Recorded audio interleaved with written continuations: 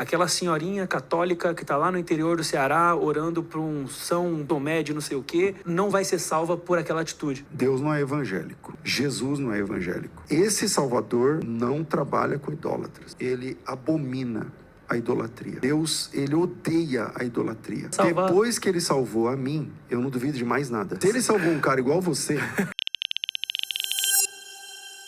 A minha pergunta, o que eu estava construindo, que eu disse para você, é o seguinte: as minhas atitudes, porque, eu creio em Deus, isso não vai te salvar, porque crer não é falar. As ações são decorrentes daquilo que você crê. Como eu dei o exemplo da gravidade, ninguém pula de um prédio porque crê que a lei da gravidade existe. Ponto. Então, ou seja, as nossas atitudes são decorrentes do que nós cremos. Ponto. Ok. Então, logo, quem crê em Cristo tem certas atitudes que quem não crê não tem. Ponto. Faz sentido até aqui? Sim. Estamos na mesma página. Ok. Só que Provérbios está escrito assim: o Senhor examina as intenções do coração de cada um. E aí isso é um grande checkmate. Porque olha só, eu não consigo crer que, por exemplo, sei lá, aquela senhorinha católica que está lá no interior do Ceará orando para um São Tomé de não sei o quê, que ela não vai ser salva por aquela atitude. Porque talvez, isso eu tomo uma suposição, porque talvez ela crê que Jesus morreu numa cruz igual eu, só que ela ainda não teve acesso ao conhecimento que nós que estamos nessa mesa agora temos. Porque Romanos 2 fala que... Por que ela não tem acesso? Então, aí nós entramos em vários pontos. Porque para você ter acesso, você precisa ter uma Bíblia, certo? Certo. A velhinha tem a Bíblia? Então, mas peraí, mas vamos lá. Olha só, calma aí, vem na retórica comigo aqui, ó. Muitas pessoas têm a Bíblia hoje, mas a Bíblia fala que, na parábola do semeador, diz que tem aqueles que ouvem e tem aqueles que entendem. E o entender, nem todo mundo tem a capacidade de entender igual nós temos. Isso é um fato. Irmão, se a gente sentar numa igreja, existem várias igrejas que se a gente sentar, a galera não entende nada de Bíblia, irmão. Tá lá, todo domingo lá e não entende nada. Então, assim, o que eu tô querendo dizer? Se Provérbios diz assim, que o Senhor examina as intenções do coração de cada um, e diz que ele também perdoa o tempo da ignorância, a Bíblia fala também em Romanos 2 que, se eu não me engano, Romanos 2, que fala que também tem aqueles que não conhecem a lei, mas são guiados pela sua intuição e tal. A pergunta que eu estou dizendo é, olha só, a sua percepção, como fica essa questão da salvação com aquelas pessoas que de fato, na minha opinião, estão sendo enganadas por outros sistemas? Por exemplo, cara, sabe aquele cara que pega uma bomba e explode no corpo porque ele acha que fez a coisa certa? Sabe o soldado da cruzada que foi lá e ouviu que ele ia ter os pecados perdoados se ele fosse soldado? Eu quero assim, na sua percepção, eu tenho uma resposta minha, mas eu quero ouvir a sua para entender, então, porque lá. Isso é um questionamento que eu recebo muito. Tá bom, vamos lá. Vem comigo. Primeira questão. Antes de você falar, faz sentido a pergunta? Faz sentido. É claro, genuíno? Claro. Beleza. Boa pergunta. Boa, então vamos lá. A gente tem que entender, Krauk, que primeiro, a sinceridade não salva. Ok, concordamos. Assim, quem salva é uma pessoa, é Jesus Cristo. Nada em você te salva, nada em mim me salva. Né?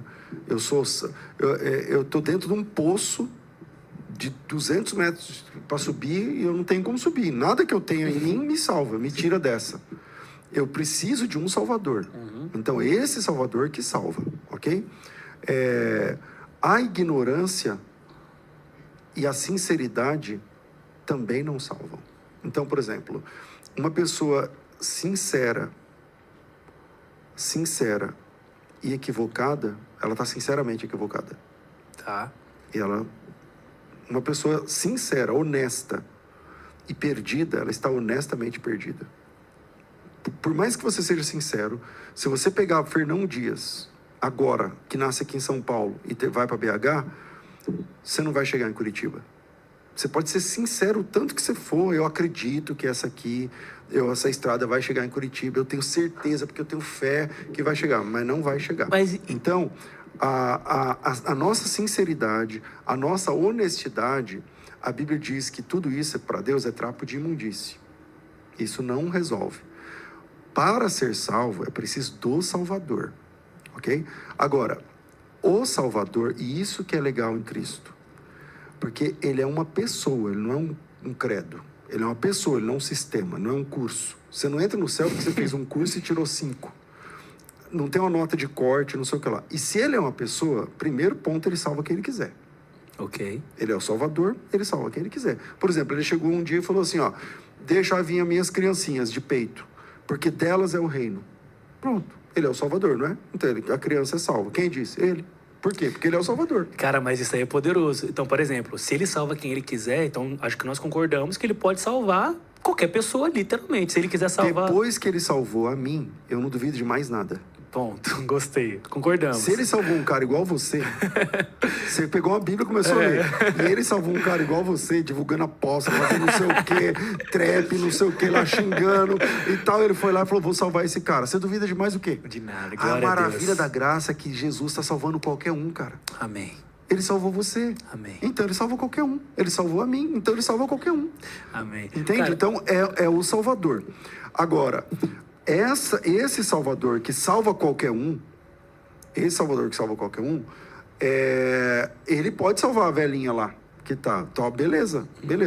Mas eu não posso dar o crédito da velhinha só porque ela é Não conhecia. analfabeta, ou porque Sim, ela entendi. não lê, ou porque... Não é isso que salva. A sinceridade dela não salva, a honestidade dela não salva, a integridade de ninguém salva. Mas olha que louco. Aquela senhorinha que está numa capela católica no interior do Ceará, ela crê que Jesus morreu numa cruz por ela. Só que, por exemplo, assim como ela... Aí eu começo a entender que é o que C.S. Lewis disse. C.S. Lewis, ele fala no Cristianismo Puro e Simples que as divisões da igreja são questões históricas e teológicas. Em sua maioria. Porque a igreja adventista é isso, a igreja tal aquilo, a igreja tal aquilo, a igreja tal aquilo, a igreja tal aquilo. E aí...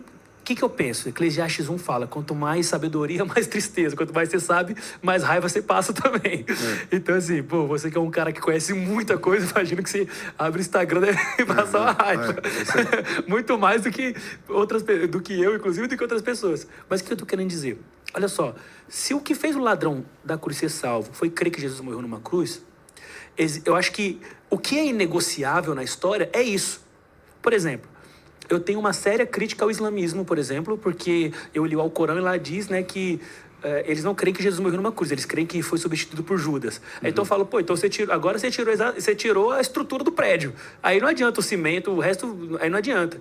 Mas, por exemplo, aquela senhorinha da capela, da igreja, de sei lá o quê, ela crê que Jesus morreu numa cruz.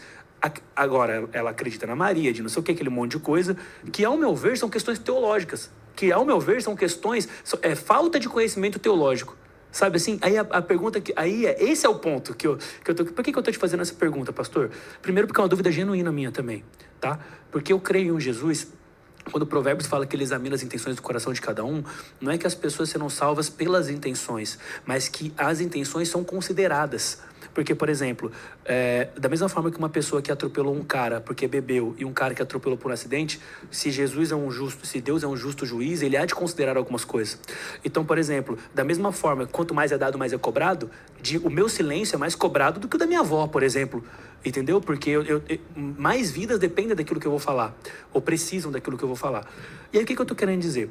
Eu tô trazendo esse questionamento porque eu sinto, né? Como eu falei para você, eu conheço muito do marketing, eu estudei muito marketing. Existe um princípio no marketing, que é psicologia pura, que se chama Classical Pendulum, que seria o pêndulo clássico, que tudo volta pro clássico. A marca de roupa, que era cheia de logotipos e tal, existe um princípio universal da psicologia que é assim, as coisas nascem, crescem, se popularizam, saturam e voltam para o clássico. Ou seja, a roupa cheia de logotipo, não, agora isso daí ficou feio, volta para o minimalismo. Um monte de... a edição de vídeo com um monte de coisa 3D, não, agora volta só para legenda simples. Então tudo nasce, cresce, satura e depois volta para o clássico. E eu sinto, honestamente falando, que nós estamos chegando em um momento que a igreja está voltando para o clássico. E o que é o clássico? Não é a igreja evangélica, não é a católica, não é a ortodoxa. Sabe qual é a igreja clássica, ao meu ver? É Pedro, João, Tiago, Felipe. A igreja clássica, para mim, são pessoas comuns e simples que caminham com Cristo. Então vamos lá. Mas peraí. Olha a tese que eu estou indo. O que eu estou dizendo com isso? Cara, eu entendo que quando Jesus ele chama Pedro e ele fala, vou fazer você pescador de homens, eu vou direto para a etimologia da palavra. O que é pesca? O que é pesca? Você já pescou? Uhum. Eu nunca pesquei, mas eu sei que pesca... eu nunca vi alguém chegar na beira do lago e falar, peixe, sobe aqui. Não, joga uma isca. E para cada peixe, uma isca. Para cada lago, um tipo de peixe. Então, às vezes eu percebo, pastor, isso é um questionamento genuíno meu a respeito do que nós chamamos como a nossa religião, como evangélico e tal, que às vezes eu vejo muito debate entre as iscas um do outro. Ah, não, a sua isca aí. Ah, não, falar de sabedoria não pode. Esses dias eu vi um pregador falando que é errado pregar, que você tem que pregar só arrependimento. Eu falei, então, vamos rasgar Provérbios, Eclesiastes, um monte de... Vamos lá. Sabe? É o seguinte, ó. Você entendeu a linha do raciocínio? Entendi. O seu questionamento é importante, Ok. tanto quanto preocupante. Eita. Então vamos lá. Primeiro ponto. Deus não é evangélico. Boa. Jesus não é evangélico. Só que a nossa fé, ela é baseada no evangelho, a partir do Sermão da Montanha.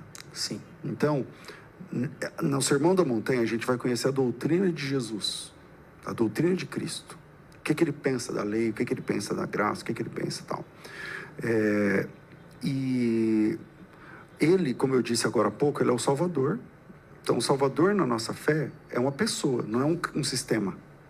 O Salvador na nossa fé é uma pessoa, não é uma teologia, ok? Esse Salvador, ele coloca esse Salvador que é Deus, ele coloca várias revelações, porque assim, cara, o que a gente sabe sobre Deus é o que ele revelou. A gente não sabe mais nada. A gente só sabe o que está escrito. Então, o que está revelado? Está revelado, por exemplo, que esse Deus, ele abomina a idolatria. Boa. A idolatria é um Deus, ele odeia a idolatria. O livro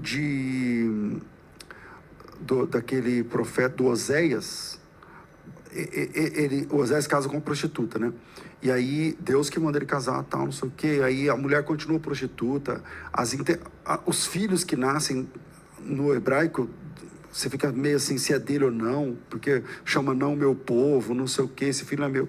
Beleza. A mulher é prostituta e esposa do cara. E aí, qual que é o fundo de verdade ali? Deus falando para Oséias assim, cara, eu preciso de alguém para pregar para essas pessoas. E o fato de você ter uma mulher prostituta vai te dar o coração certo. Porque Israel é uma prostituta para mim.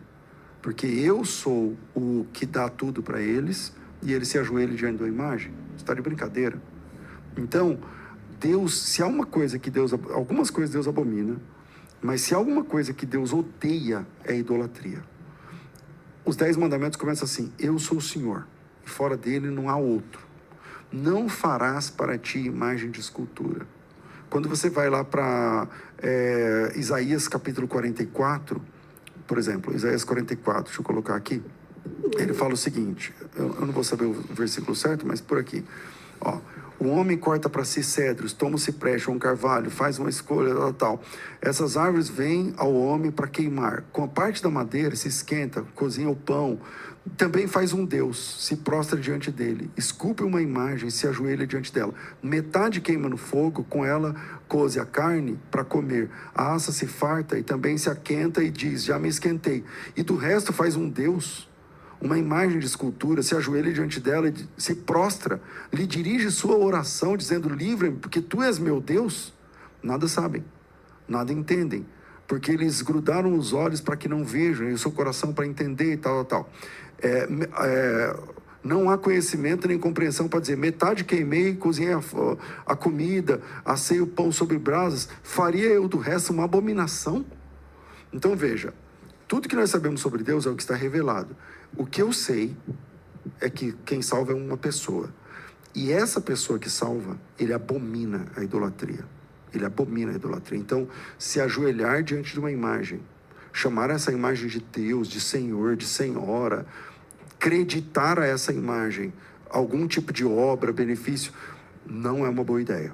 Não é uma boa ideia. Eu então, concordo com se você isso. fala assim, Deus pode salvar católico, Deus pode... Não, ele é o Salvador, ele salva quem ele quiser. Ele salva quem ele Ele quiser. salva quem ele quiser. E isso para mim é libertador.